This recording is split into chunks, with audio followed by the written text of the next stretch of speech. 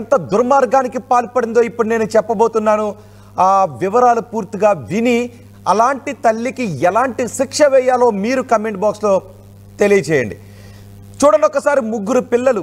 ఆ ముగ్గురు పిల్లలను చూస్తుంటే మీకు ఏమనిపిస్తోంది? ముగ్గురు మొనగాళ్ళు అనిపిస్తోంది కదా. ఆ ముగ్గురు ముచ్చటగలిపే పిల్లలను తల్లి ప్రియుడు మోజులో పడి చంపేసింది.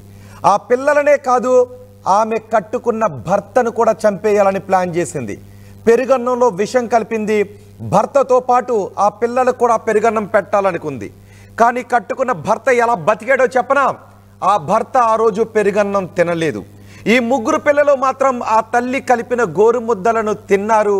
ఆ తల్లి కళ్ళలో, ఆ తల్లి ఆలోచనలో, ఆ తల్లి గోరు ముద్దల్లో విషం నిండి ఉంది. ఆ తల్లి అణువణువున విషం నిండి ఉంది. దీనికి కారణం మోజు, ప్రియుడిపై మోజు.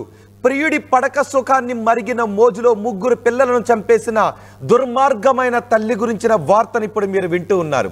గతంలో మనం చూసేవాళ్ళం, మానవ సంబంధాలు ఎటు వెళ్ళిపోతున్నాయి, ఆస్తుల కోసం అయిన వాళ్ళను చంపేస్తూ ఉన్నారు అనే దుర్మార్గమైన ఘటనలను మనం గతంలో విని ముక్కున వేలేసుకునే వాళ్ళం.